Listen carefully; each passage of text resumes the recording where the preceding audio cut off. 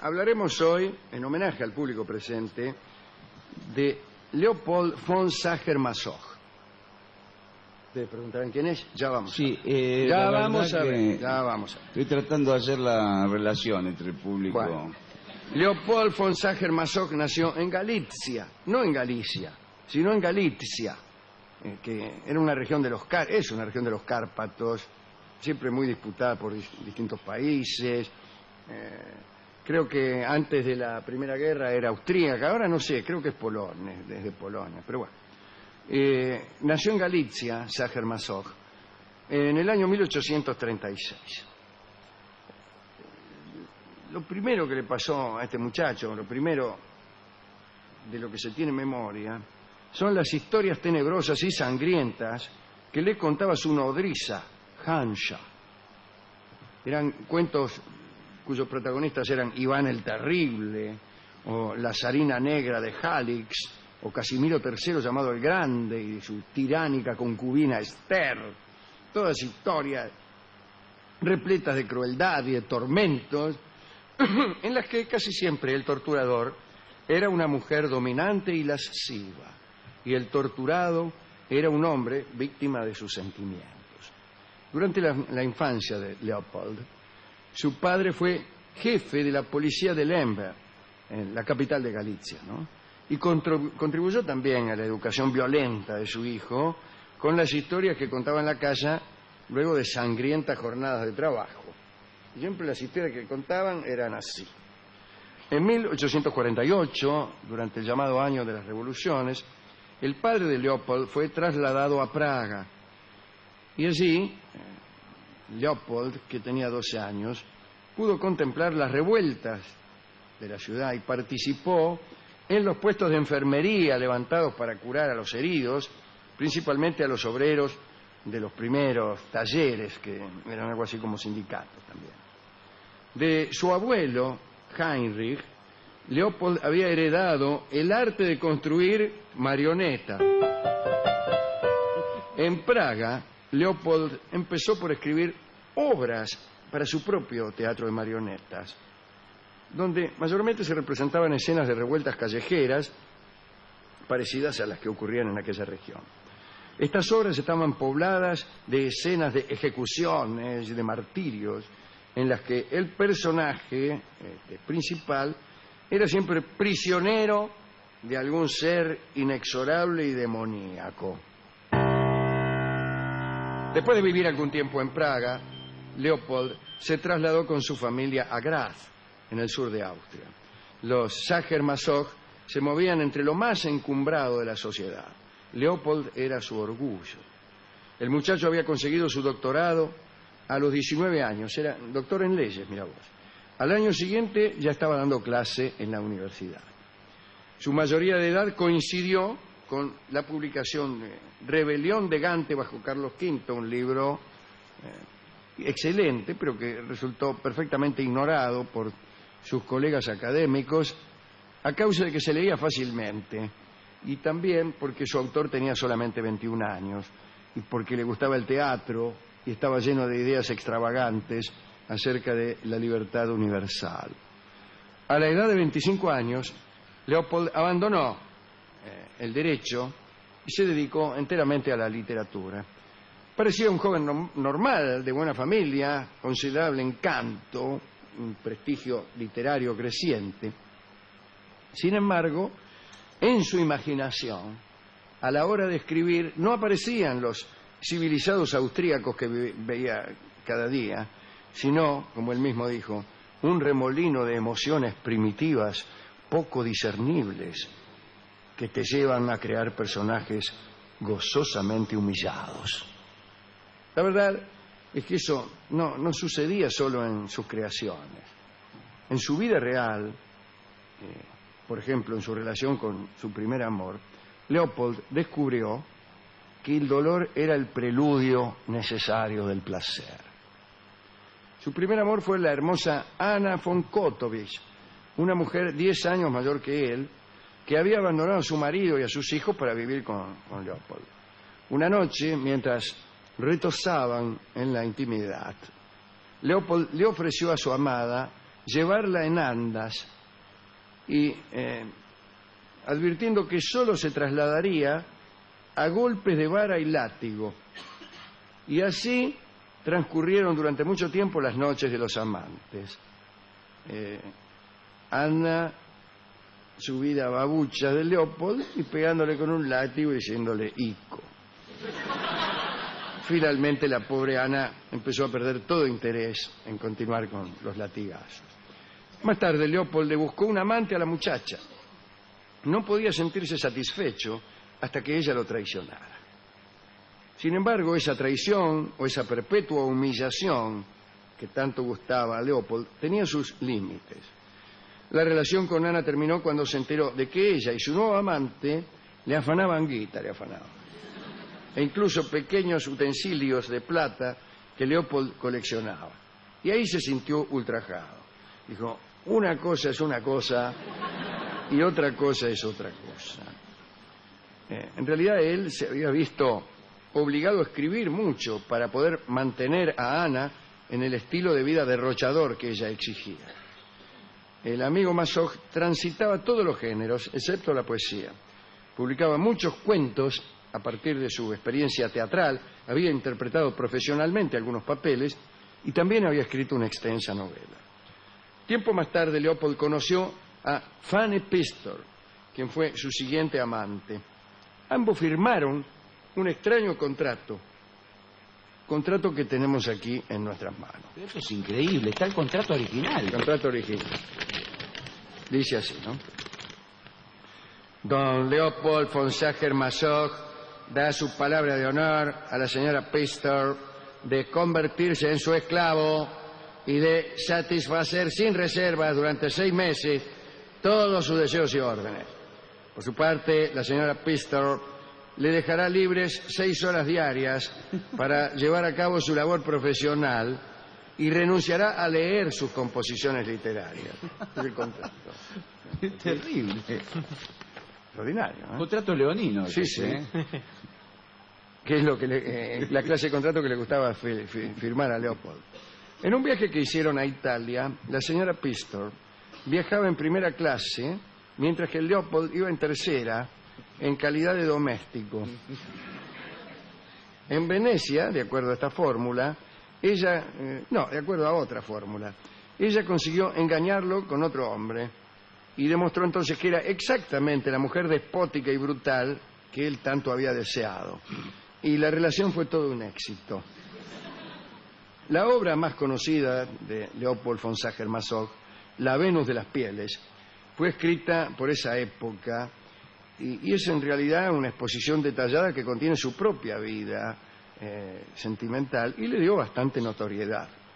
La Venus de las Pieles, bueno, es así, era una mujer bella, voluptuosa y cruel, como le gustan a uno.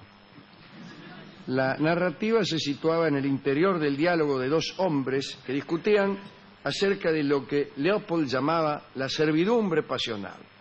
La novela se inicia con el sueño de uno de esos hombres. Se trata de un personaje que no tiene nombre, que se presenta como devoto del culto de las damas. El personaje busca a la diosa inaccesible de sus sueños, a la cual entregará su destino, ¿cómo? Dándose como esclavo. Esa es la novela, ¿no? Después de la publicación de esta obra, Leopold recibió cientos de cartas escritas por damas anónimas, su mayoría jóvenes, que decían yo también, ¿no? Y así Masoch conoció a su futura esposa. Parece que una muchacha lo citó por carta para encontrarse bajo una farola en una estrecha calle de Graz. Ella se presentó diciendo que quería recuperar un paquete de cartas comprometedoras que una amiga suya le había escrito a él, a Leopold. La muchacha se hizo llamar Wanda, como la heroína de la última novela, ¿no? Y llevaba un largo abrigo de pieles y se hacía la difícil, se hacía. Unas semanas más tarde, cuando se encontraron y quedaron al fin solos, Wanda se le tiró encima con un látigo. Leopold quedó fascinado, naturalmente, y aceptó casarse. El matrimonio, formalizado por una ceremonia pública, duró 15 años, pero no fue feliz.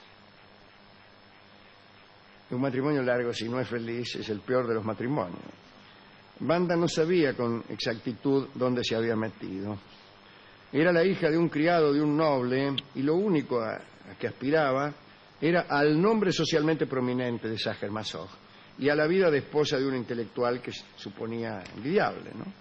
No había previsto que este intelectual le pediría, qué sé yo, por ejemplo, que lo azotara cada día con un látigo con clavos o le insistía a veces en que saliera a buscar algún amante.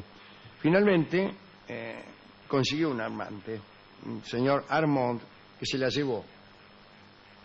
¿Lo abandonó? No abandonó, o sea, consiguió un amante pero se fue.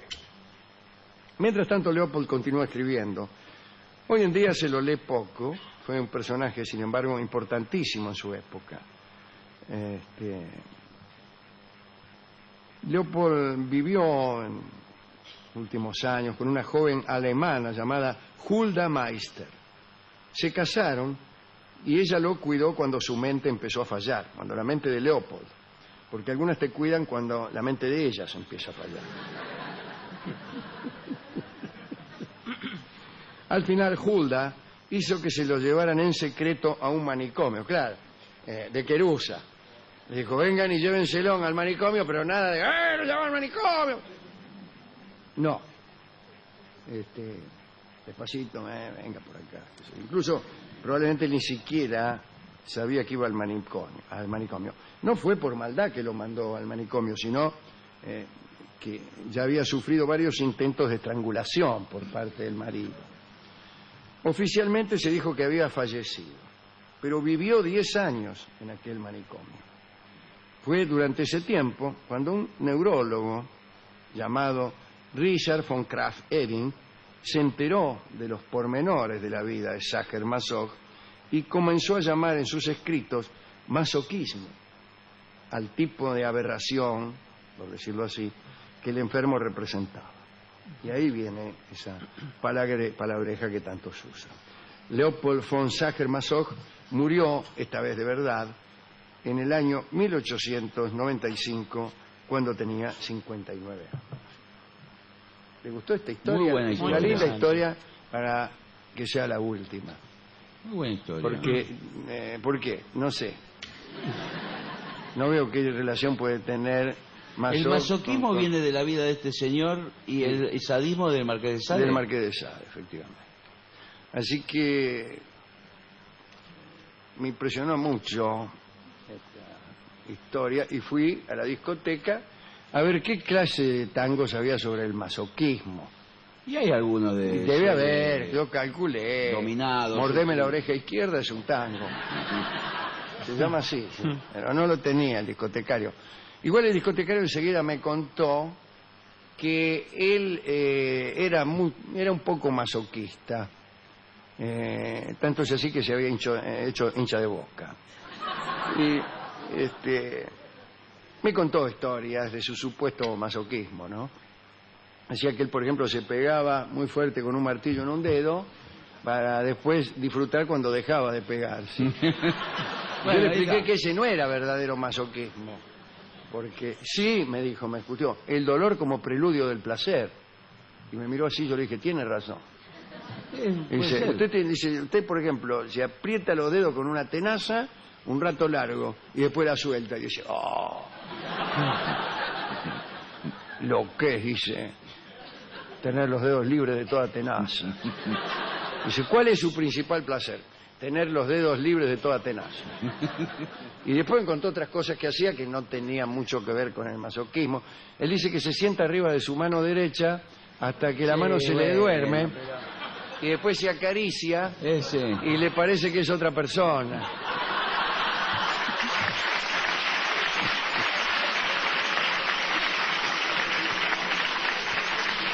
¿Y le dio un disco o no le dio nada? No me dio nada. Así que tuve que recurrir a un disco nuestro. Ajá. Y vamos a escuchar el tango Esclavo. Está muy bien. Ese era el ofrecimiento de Masoch a sus mujeres. Se ofrecía como esclavo. E incluso en el contrato ese, que hemos leído aquí en su forma original, aparecía claramente la palabra esclavo. Esclavo es un tango que se ha escrito en conmemoración de aquel contrato suscrito por Mazzoc, Ah, no sabía. pero esto se disimula. Todos disimularon cuando lo llevaron al manicomio, disimularon cuando murió y ahora disimulan cuando le escriben un tango y se lo dedican. Todo un gran disimulo, imagínense. Todo esto del masoquismo está siempre oculto por la familia. Sí, Sí, está fulano, el masoquista. No, fulano no es masoquista. Sí, está no demasiado. está Pero dice disimulado. algo, la letra dice algo del masoquismo. Nada, Y entonces, no dice señor, absolutamente nada. Pero justamente ahí es donde se demuestra todo. Escucharemos este tango que he cantado junto al cuarteto de cuerdas y al piano de Federico Mizrahi. Adelante, por favor.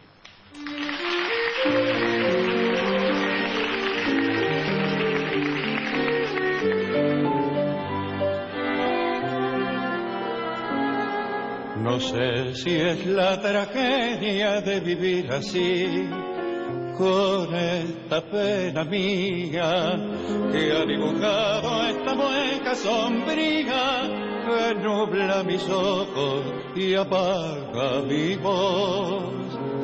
Tal vez porque en el suelo deshojada está mi pálida esperanza, solo me queda mi vieja añoranza borracha de hastío, lo mismo que yo. 1000 veces he tratado de olvidar y busco distraer en mi pobre vida. Quisiera demostrar que no es verdad, que en vez de corazón tengo una herida, ay, mas ya no tengo fuerza para ahogar el lúgubre fantasma de mi pena, y vivo esclavo así de mi condena, sin poderme libertar.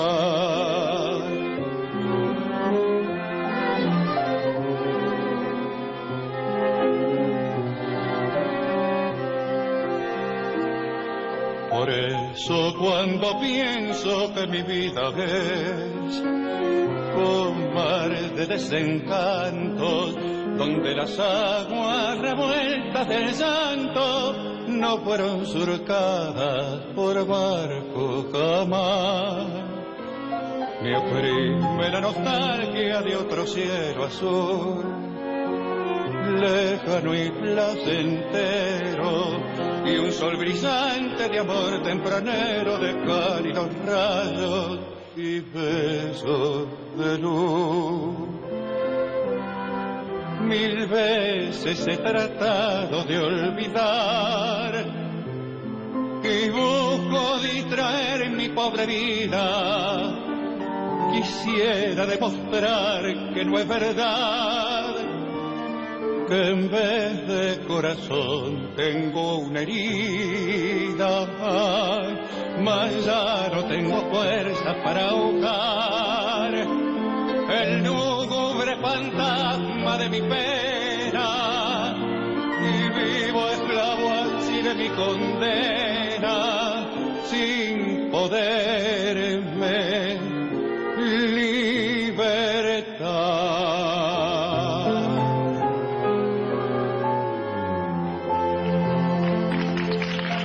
libertar. Era Alejandro Dolina en La venganza será terrible, Esclavo.